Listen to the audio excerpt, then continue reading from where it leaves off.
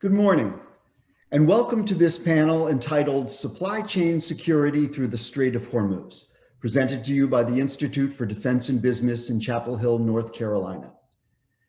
My name is David Litt. I am Executive Director of the Center for Stabilization and Economic Reconstruction at IDB, and it's my privilege to host and to moderate today's program. IDB greatly appreciates the many alumni and friends who have joined us today for our discussion on really a vital issue regarding the stability of the global supply chain. For those of you new to the IDB, welcome. IDB has been serving many communities in professional education and research over the past 22 years. I am particularly honored to be responsible for programs that support those of you who have an abiding interest in the threats to our national security and to the global economy. After a brief introduction of the panelists, I will ask each of them to share some opening remarks, and then I will try to get them to mix it up among themselves. Of course, I plan to get to your questions as well. So for those of you joining us through the Zoom conferencing registration platform, please use the Q&A tool that should be down in the middle, bottom center of your screen. Hit the Q&A button and submit your questions for the whole panel or a specific panelist. And you can do that at any time, even right now. The chat function, the buttons in the same picture, is also available for all participants to share your comments and observations, and we will monitor that as well. A recording of this event will be available in the next day or so and provided to all who register. We're going to end our session at 12 noon Eastern Time promptly, so let's begin. Commercial shipping in and out of the Gulf has been a strategic concern for Europe, the Far East, peoples of the region for several centuries now, at least since the 1600s, I would argue. Various forces have threatened shipping through the narrow and vulnerable Strait of Hormuz as nations jockeyed for power and money and influence. Personally, I enjoyed a ringside seat in Dubai nearly 40 years ago as American Consul General during the most recent serious clash among nations that threatened Gulf shipping, the Iran-Iraq War of the 1980s.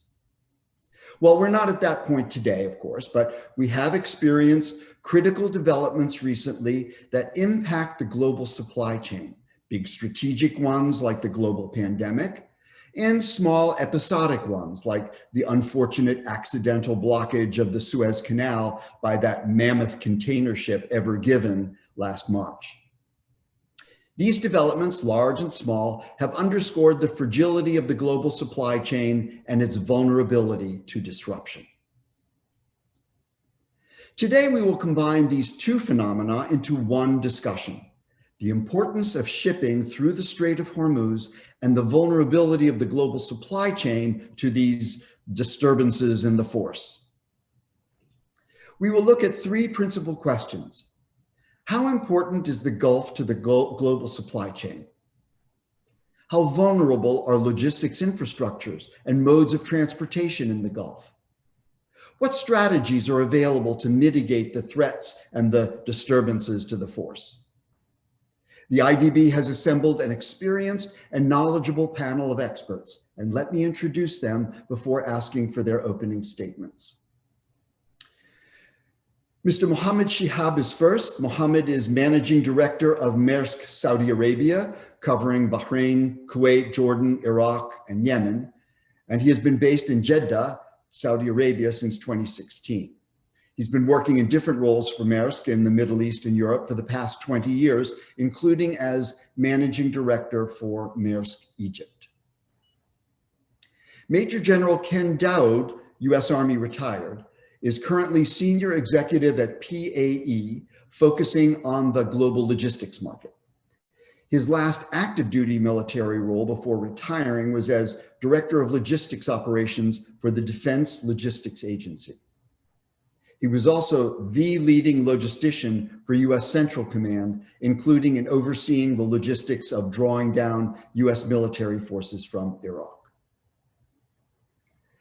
Dr. Matt McClellan is President and CEO of Center House Limited, based in Dubai. He's also president for Asia, Europe, the Middle East, and Africa of the branch of the International Stability Operations Association that is headquartered in Washington.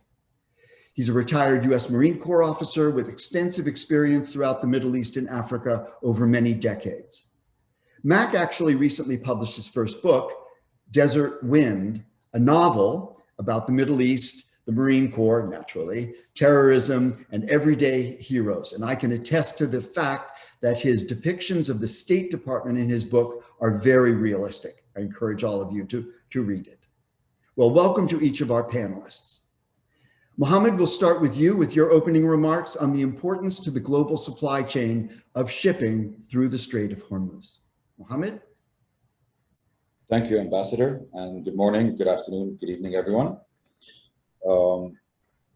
I will start by briefly mentioning what type of cargoes and what significance of these cargoes are that go through the Strait of Hormuz. And I'll briefly define them into two brackets. Those that go via containers, and then those that go via oil tankers. Let me start initially by painting the picture on containers and just capturing the size, capturing also the composition of the cargoes going in and out of the Strait of Hormuz. Prior to that, just in terms of a basic geography update, is the Strait of Hormuz is most specifically relevant to the following countries: United Arab Emirates, Saudi Arabia, Qatar, Kuwait, Bahrain, Iraq, and Iran. And from those countries, primarily it is Saudi Arabia that also has seaway gateways outside of the Gulf, with the presence of Jeddah and the western provinces. And to a limited degree as well, you've got United Arab Emirates with certain provinces that fall outside the Strait of Hormuz and into the Arabian Sea. But for the other countries, the seaway access to Qatar, Kuwait, Bahrain, Iraq, and Iran falls entirely within the access point with that 21-kilometer stretch of the Strait of Hormuz. If we start by talking about the cargoes that go in and out, let me start initially by talking about the containerized cargoes. And to put things in perspective, we refer to global containerized trade approximately in the whereabouts of 300 million 20-foot equivalent units. The composition that goes through the Strait of Hormuz in that sense is not very large. It's around 1.5%, and that falls to correspond more or less with the population percentage of that geography compared to the global number. So approximately a population of in the whereabouts of 140 million, which more or less would give a similar percentage. The main exports will fall within the downstream products of oil. So we're largely talking about petrochemicals, but there's also a significant aluminium export business that comes out of UAE and Bahrain, and then recyclables and several other smaller exports. Imports is a different story, where of course that region imports a significant amount of consumables. A significant portion of its food is also imported. Approximately 14% of all the imports going into the region is foodstuff imports. And this is a region that imports more than 50% or approximately 50% of its food requirements. So where these products take a significant role in the global supply chain will be largely around the petrochemical exports, and then I'll speak separately to the oil exports, the upstream oil exports. Petrochemicals goes into numerous industries, more than we imagine, all the way into foodstuff, car production, fast-moving consumer goods, an assortment of day-to-day products that we use, and we wouldn't imagine how much petrochemicals gets into that day-to-day production. So that is the largest significant export that plays a big part in global supply chain. But if I move then into the oil exports, of course, this is where this region takes a significant, plays a significant part in global supply chains. The countries I refer to, Saudi Arabia, Iraq, UAE, Kuwait, and Iran, and Qatar, produce approximately and transport approximately 21 million barrels of oil per day through the Strait of Hormuz. This actually represents a very significant portion of approximately 1/3 of the global seaborne oil trade, and approximately 1/5 of the global petroleum liquid consumption. 76, approximately 3/4 of that oil finds its way into Asia, but then approximately 25% finds its way into other geographies. And the US, as an example, still imports more than 30 million barrels a month from the Gulf. So it does contribute to the supply chains, and of course, any disturbance there will find a trickling effect to have impacts even outside the regions that are immediately served by those countries. When we then take a final look at the dependency on the Strait of Hormuz and transportation, then it is primarily only Saudi Arabia and United Arab Emirates that have significant rerouting capabilities. Approximately 5.3 million barrels, Saudi has the ability to reroute, and UAE has an approximation of around 1.5. And to put things in perspective, Saudi approximately produces 9.2 million barrels, UAE approximately 2.8. And as we said, the entirety of these countries approximately produce around 21 million barrels. So if you add that up, it is almost 1/3 of that production of these combined countries that will have potential rerouting capabilities. And that just puts into perspective the importance of the strait, the importance it plays in the global supply chain. Needless to say, of course, the importance of oil in the supply chain of all economies worldwide. So I pause here because that was just to paint a picture of what are the main cargoes going in and out and what parts they impact the global supply chain. Great, thanks very much, Mohammed. Microphone over to you, Ken Dowd, for your remarks. Hey, Mohammed, great laydown, and thanks for your time today. I've got a little, oh, here we go. Okay, so 2007 to 2010, I was the CENTCOM J4, and that's when we had the large Iraq drawdown and the buildup in Afghanistan. 2010 to 12, I was the CG down there in Kuwait and got to oversee logistical operations. This was a very critical area for the military, both in the drawdown and the buildup in Afghanistan. One of my primary duties was visiting the GCC countries, Saudi Arabia, Oman, Kuwait, Bahrain, Qatar, and UAE, and building those relationships, allowing them to know what the US military was doing in that region.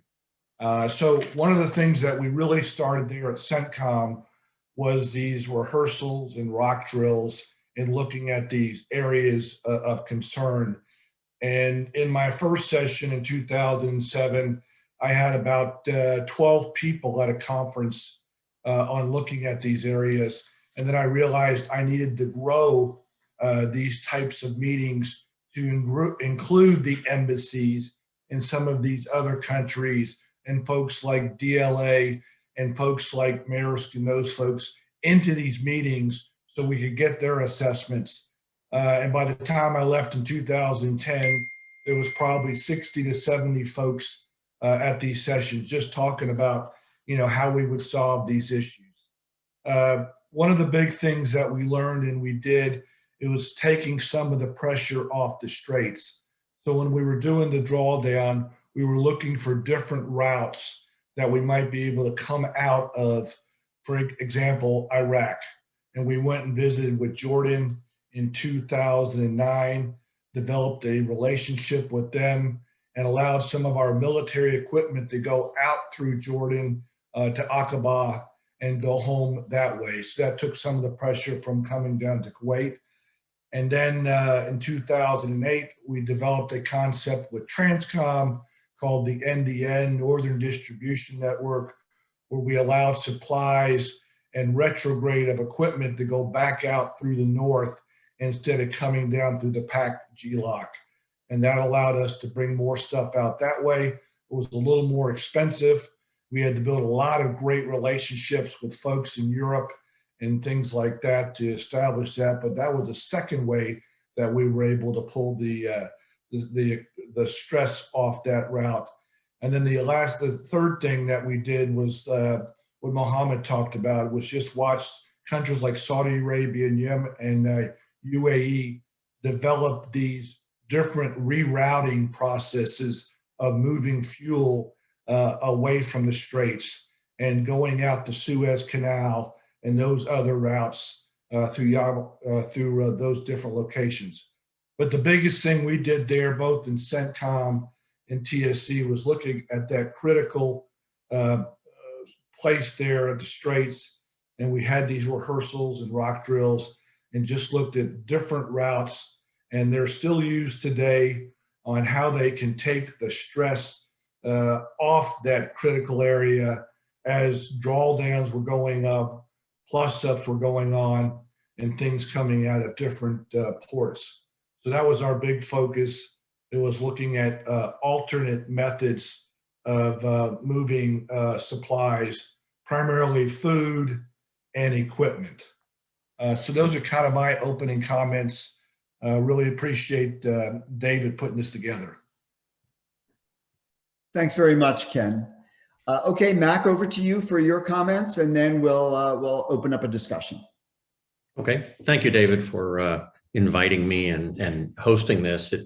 It's one of those topics that never gets old, and even the number of times we talk about it, it's always germane. So, during the Iran-Iraq War, 1980 to 1988, and the intermittent, not only mining of the Strait, but also the Iranian Revolutionary Guard Corps Navy sending the boghammer boats out to harass merchant shipping in the Gulf, the need to provide some alternative means to not only get petroleum products out of the Gulf, but also to bring the things in that they need. As was said, 50% of the foodstuffs here are imported, most of it by sea, things like that. So with that in mind, the idea of building the huge port facility at Jebel Ali in Dubai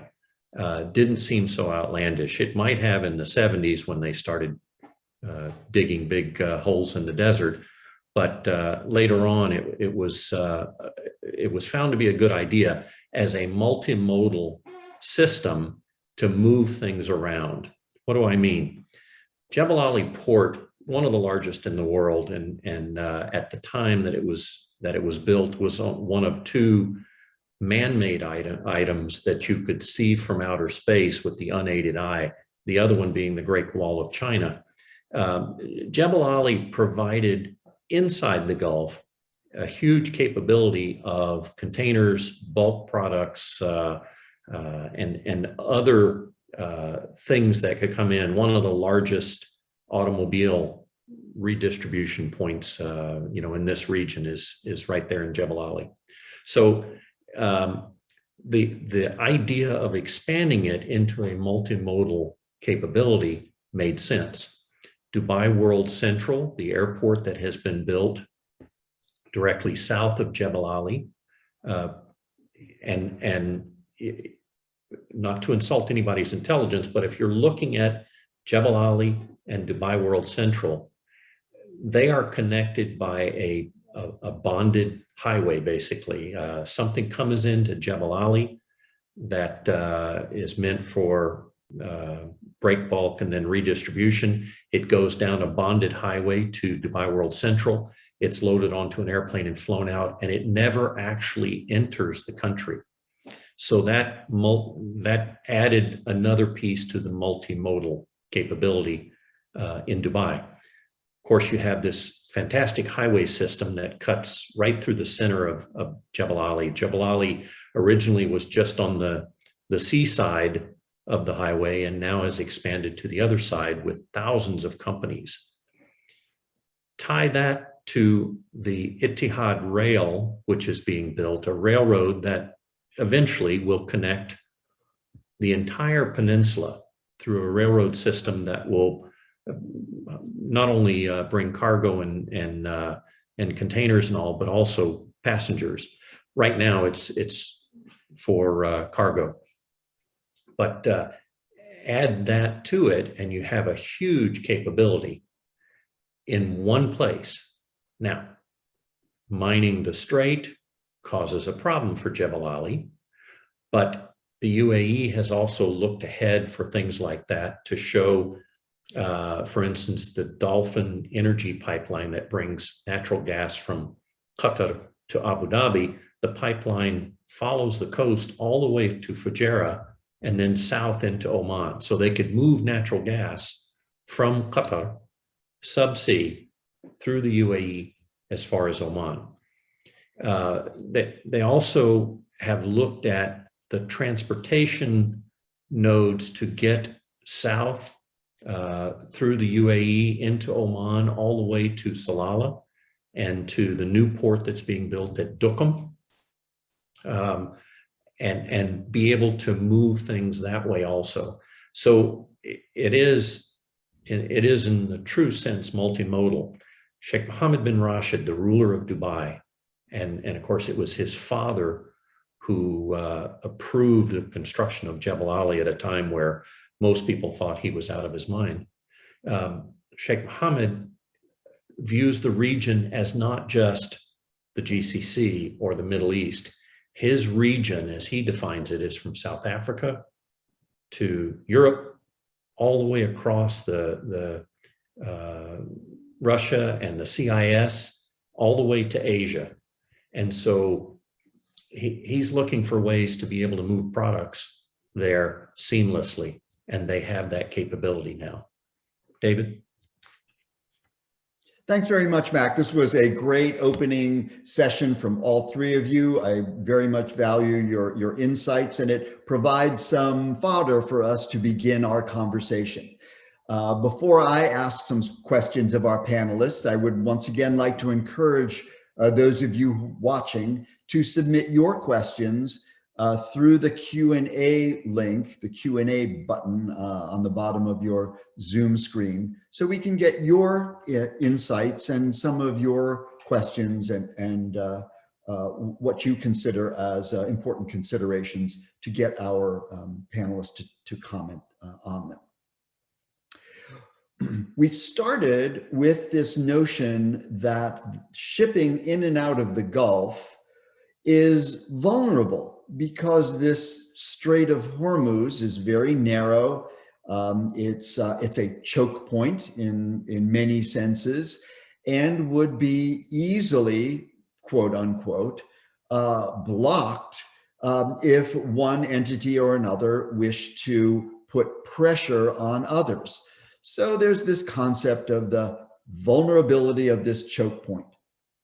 What we actually heard, in fact, from all of our panelists is that's not really the case. That the private sector, governmental sectors, and even military sectors have moved and adjusted their logistics networks to provide many different alternate routes for supplies to come in and out of the Gulf. Clearly, perhaps less efficiently. That's a question we might actually ask. Is it really less efficient to engage these alternate routes?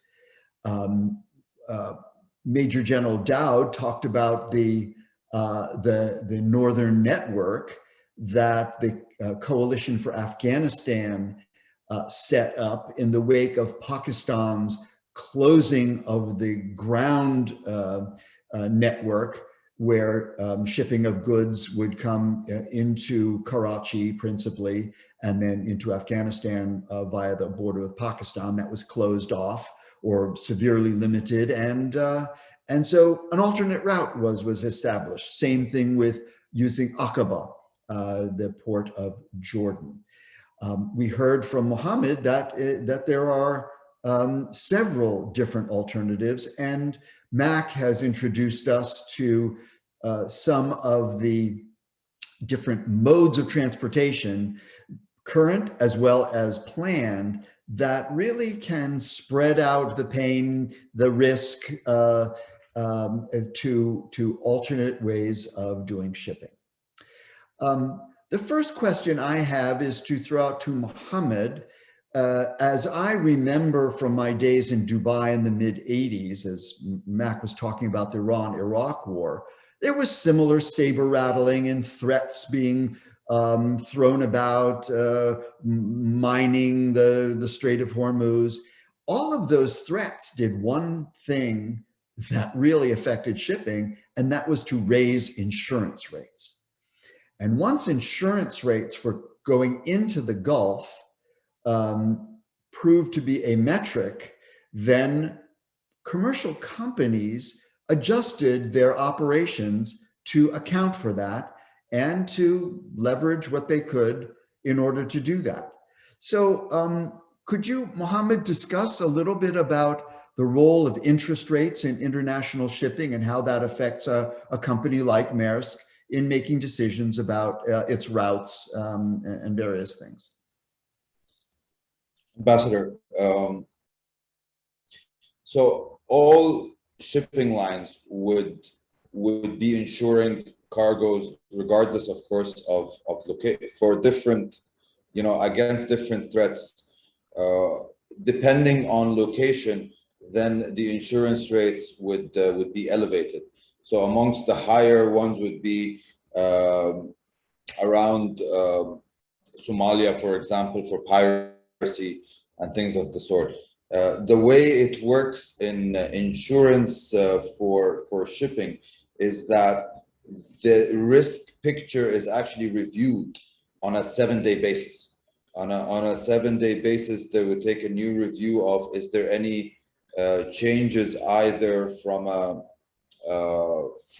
climate, from a geopolitical, from on different aspects that requires changes in insurance.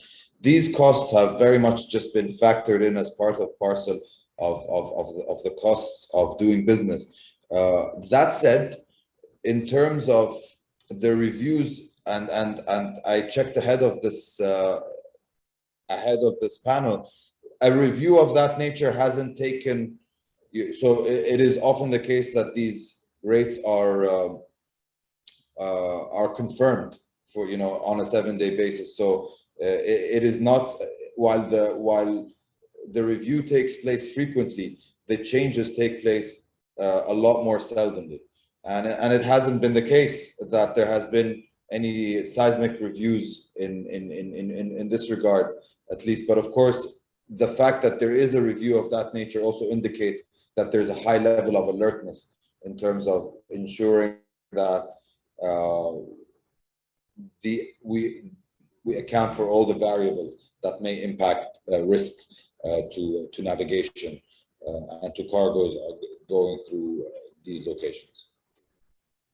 Great, thanks very much. So insurance rates will be, in many senses, that canary in the coal mine to advise all parties of the temperature, the political temperature, the physical I mean, if there are other aspects that, for example, major oil spill, which has occurred in the Gulf in the past, that would through insurance rates signal something's wrong and allow or give people time to make those kinds of adjustments.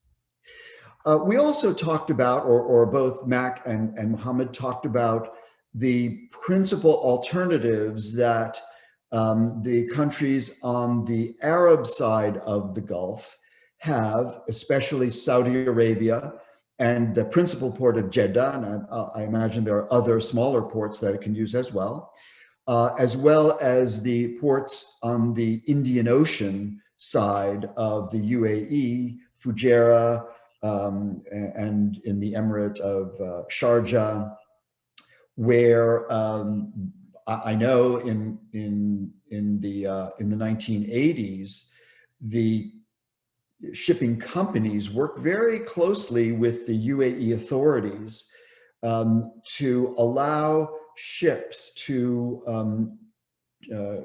transport goods from Fujairah across land to Dubai. And this was before Jebel Ali became the multimodal hub that it is today.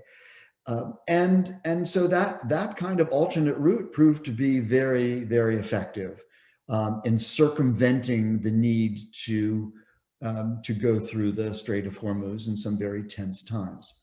Could either of you, or both of you, Mac, first, compare what you see as the UAE alternatives, if push came to shove, versus the Saudi alternatives in terms of today, where shipping might use more of the infrastructure in either of those two countries?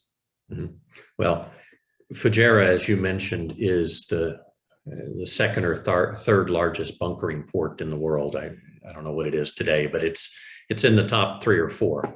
And so fuel, at least, is outside the strait. And while it could be interdicted, it certainly is not going to be stopped by simple mining of the strait. The other thing I wanted to talk about before I answer your question directly is look at Qatar.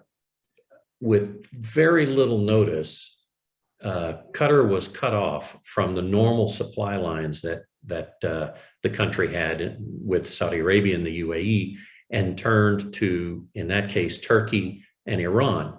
If those had not been available, they would have had to deal with a lot of the issues we're talking about, getting shipping in that may have been opposed, not necessarily by the Iranians, but by the other Gulf Arabs who were trying to send a signal to Doha.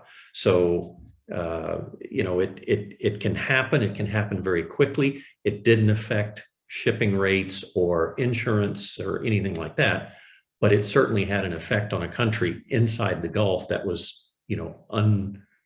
unexpected and unprecedented. When in 1990, when Saddam invaded Kuwait, there was a strong belief that he was going to continue into at least the eastern province of Saudi Arabia. And of course, that put the ports along the Saudi Arabian eastern province in jeopardy. As we started moving the maritime preposition shipping with military equipment out of the Indian Ocean island of Diego Garcia toward the Gulf, we had contingencies if Dammam was not available to put it into Jebel Ali. So with the benefit of Jebel Ali at that point being that the Scud missiles from Iraq would fall about 5 miles offshore. They couldn't quite reach Jebel Ali, even with the limited payload and maximum fuel. It was just too far. So we knew we could use Jebel Ali, but the better port, and as it turned out, were those in Saudi Arabia where they were closer to the action. With regard to alternatives, as I mentioned before, you have Fujairah, you have the port in Sohar in Oman, Muscat, Duqm, Salalah. We can't talk about Yemen right now, even Aden, it's just not safe. But the 4 ports in Muscat in Oman rather, could make up a lot of the difference for the UAE. And then Saudi, of course, the West Coast ports. And so, Mohammed, if you want to add to that, I would appreciate it. Thank you, Mac. I think maybe just the one thing to highlight, which is just the sheer size of Saudi Arabia, just gives it natural geographical advantages.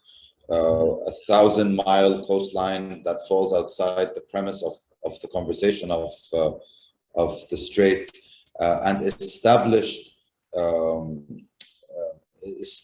infrastructure that exists there today. Just to put things in perspective, Saudi today, 40% of its exports 70% of its imports are in the port of Jeddah, which is already rather substantial.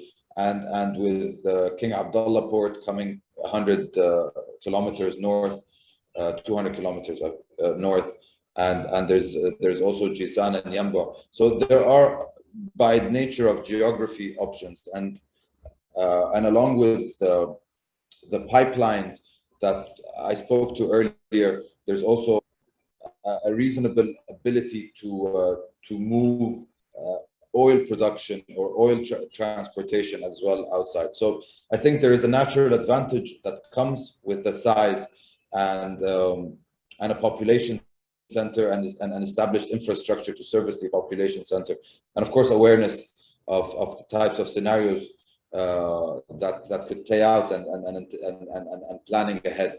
So I think Saudi is also with this regard. I don't think anybody's fully insulated, but definitely buffered against such an interruption had it were to happen. Mm-hmm. Hey, Mr. Ambassador, can I just ask a question? You know, Absolutely. We've talked about pipelines. We've talked about some of these other key ports that Mac talked about. You know, inside the GCC, is there ever an opportunity for folks to sit down and talk about these topics? You know, like we do in the military, bring in the joint and all those other different types of folks that are key enablers on this. Do they do that kind of a session with ambassadors or a company like Maersk that comes in there and we talk about these with those 6 countries on, you know, putting monies at pipelines or maybe prioritizing port repairs? Is that done? Before you answer that, let me throw this back to you, Ken. If you could enlighten us, you mentioned in your remarks of your experience in building this large executive committee, if you will, of the public and private sector, government, military, to discuss areas of concern on a regular basis. Could you give us some examples of what some of those areas of concern might be, aside from the obvious bog hammer speedboats rushing toward a ship? What are we going to do? But what were some of the areas of concern that were open for discussion at that time? At that time, you know, the drawdown in Iraq was a very big topic on bringing all that equipment out and how we were going to do that, what we might leave for the Iraqis, the Afghan 30,000 plus up, you know, that we built more troops inside of Afghanistan. That was the second one. And then, you know, a third one that we took on was trying to, we had so much food and things coming in from DLA. We tried a couple of projects where we talked to a couple of different countries about harvesting and growing more food in those countries. So we tried to get some agriculture expertise in there so those countries might be able to help, you know, continue improving those kinds of productions. But those were 3 off the top of my head that were kind of on my plate while I was in CENTCOM. Over. So note to audience, even on something that otherwise might be considered militarily, a military subject, such as a drawdown and a retrograde, the coalition partners needed inputs from the private sector first and foremost, because the private sector did the lion's share of a lot of the movements, as well as host nation governments all along the route and all along the way, perhaps even to Europe or to other places. So this is very much a multifaceted effort that requires coordination and, most importantly, communication. So now the question back to Mac and to Mohammed, do those kinds of sessions occur, to your knowledge, of militaries and private sector and governments getting together to talk about the vulnerabilities and threats and security and alternate routes and that sort of thing? Mr. Ambassador, you'll remember in the 1990s, Central Command in Tampa hosted the region's governments, militaries, and private sector in Tampa, there were always 400 or 500 people there to talk about the great issues of the day, including threats to shipping and interdicting the strait and all of that. They stopped doing those conferences. I'm not sure why, but that was a fantastic way, because it did bring military, government, private sector in, to talk about these things. Within the International Stability Operations Association, of which, as you said, I'm the president for Asia, Europe, Middle East, and Africa, we always talk logistics, threats to logistics, the terrorism that could interdict it, and the states that could interdict it. We always have a panel discussion on that. And ISOA brings in,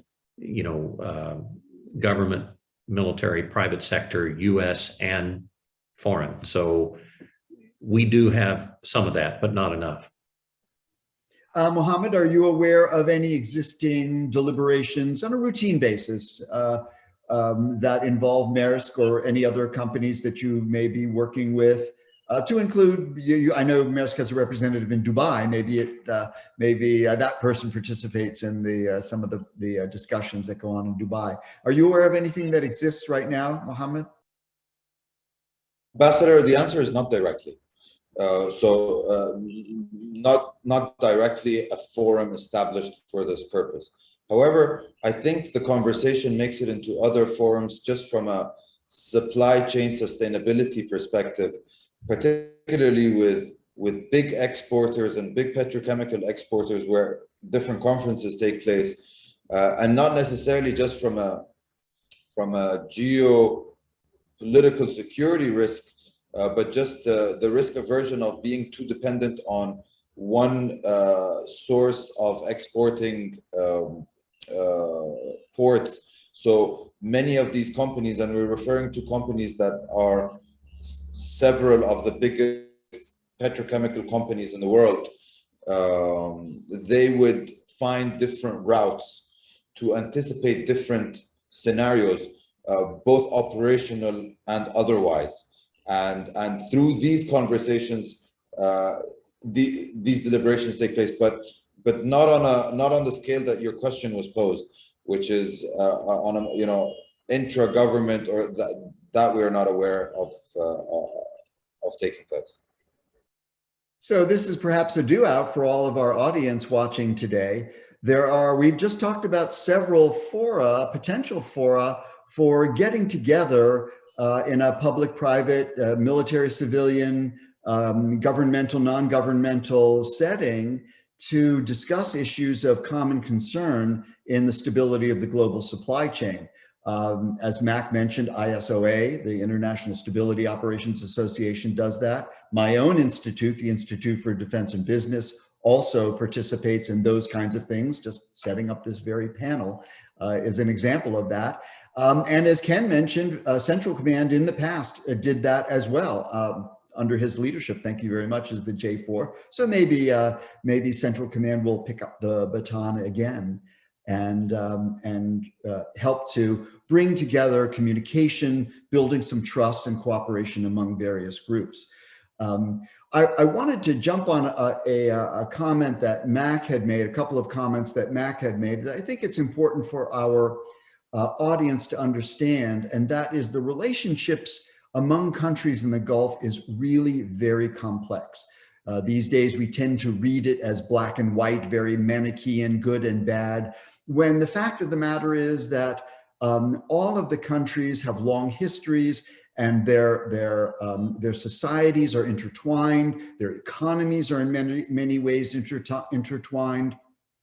Qatar, for example, shares a major gas field, undersea gas field with Iran, and that it has to take that into consideration. The United Arab Emirates, particularly the Emirate of Dubai, but not exclusively, has a long-standing social, familial set of relationships with Iran, especially the southern side of the Gulf. Basra, for example, is a port that has been important to trade between the Asian subcontinent, the Far East, and Europe for centuries. So there are these ties that complicate the politics, the economics, and the society. And the issues are not as black and white as sometimes we read them to believe. Let's see if we could shift to Q&A from the panelists and sorry, from our audience. And Jenna, do we have something that we can send off to our shout out to our panelists to answer a question? We do, and I will read the first one and also post it for everyone to see. This is from Narciso. First, he says, thank you for sharing your vast experience with us. And secondly, he says, understanding that alternate routes can be used to support the US and its allies' mission, how can alternate routes support a timely delivery without additional cost to the United States government? So who wants to take that first? If not, I'm going to volunteer you. Hey, Ambassador, I think that would have to be worked, through the Transcom, who kind of oversees all the routes and those types of distributions. Something like the Transcom and the State Department, but I just don't know exactly. It's a good question, but those are the folks who could help work that one. I think there would be burden sharing by the various governments out here with the U.S., but it's still going to cost us. It's not going to come free. And I know from the private sector, especially in times of disasters, natural disasters, the United States government in particular and U.S. military forces call on the private sector, and sometimes the private sector leaps to the task and volunteers to perform way beyond what a normal contract would call for, to bring down costs and to bring in the heavy lifting that the private sector could do. And I'm sure Maersk has some contingency plans for things like that. Would you say that's right, Mohammed? Absolutely. And I think what particularly the pandemic has brought to the surface with many global companies is that supply chains can be cheap or they can be resilient, but it's unlikely to be both. And I think there's an understanding right now to the need for resilient supply chains, which will not necessarily only flow to the one criteria of lowest cost or economy of scale, but also to factor in viability under interruptions. So this statement may, in a way respond to Narciso's question, but and just to zoom out, just in the form of, it is often inversely proportional to maintain resilience in a supply chain and then to go also for cost effectiveness. And I think there's a balance that needs to be achieved, regardless of which entity we're referring to. Let me throw out the one, we have one more question. Actually, there are several more questions, but the one that I'd like to just see if you can give a brief answer, each of you, that was raised in a chat, is we have seen in the United States and, well, around the world really, cyber threats on the increase. What do you think is the threat to the supply chain, especially in the Gulf, from cyber activity? Any of you want to take that? Mohammed, is Maersk looking at that? So, I mean, it's public knowledge that Maersk was also impacted by a cyber threat in 2017. And it had interruptions on several key aspects of our operation then. So we take it very seriously, along with other shipping lines that have also been impacted and other companies in the industry. Is this location more particularly prone? I would not say so. but it is in the very least as prone as everywhere else. But certainly the topic of cyber threat and the firewalls and the precautions that need to be there to alleviate that risk is I would imagine high on the priorities of all global companies right now. Ken, any views from the military about the risk, or from your current seat on the cyber risk in shipping? Well, I've been out 7 years, and in 7 years, there's now a cyber command that the U.S. military and the U.S. Army has, and it's commanded by like a 3-star general or those type of things. So they're taking it very seriously. A lot of the supply chain inside of DLA is on the unclass, so that's really being looked at right now. But I know it's a primary effort in looking at the cyber threat inside our military right now. And Mac, any, let's say, call it a concluding thought, because we're almost out of time now? Well, think about this. The first admitted, recorded, documented cyber attack was on the Trans-Arabian pipeline back in the early 80s. So it's very topical to this part of the world, and disrupting utilities, including, energy resources and everything, would be simple in a cyber attack. You don't have to push crude oil through the Gulf into the filters for the water desalination plants or anything like that. You can stand off thousands of miles and shut off valves and disrupt the flow of oil and gas, and it's happened. So it is something that they need to keep front of mind here. And all of these governments now have some type of critical infrastructure protection, the bodies to look at that, and because again, most of them in the Gulf rely on energy for their livelihood. So. And I know that the UAE has long taken a lead in cutting edge technologies, usually on the positive end of helping humankind in a variety of 21st century technologies, and doing a lot of research, encouraging research, opening up their doors to that sort of thing. And I would imagine that because of the developments that, Mac, you talked about in rail, and the tremendous increases in Jebel Ali's role and its huge footprint, it would be particularly vulnerable to those kinds of cyber risks from any quarter. As Mohammed says, it really doesn't have to come from the region. It could come from pretty much anywhere, which is a frightening prospect, and certainly something that we all need to pay attention to in the immediate future.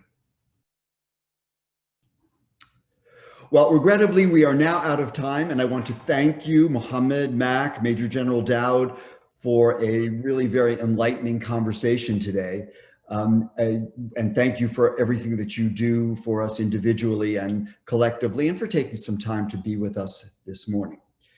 To our audience, thank you for your questions and your participation, coming with us, being with us today. If you would like to hear more about this topic, or have suggestions for additional programs that the IDB can offer you, please let us know in the survey that each of you should be receiving in the coming days. And follow IDB on our LinkedIn and Facebook pages, where we also welcome, of course, your ideas and your feedback. And once again, a link to this session will be a link to the recording that we have made of this webinar will be sent to each of you. So again, to all of our panelists, to all of our audience, thank you very much again for tuning us in. Stay safe and join us again in the future.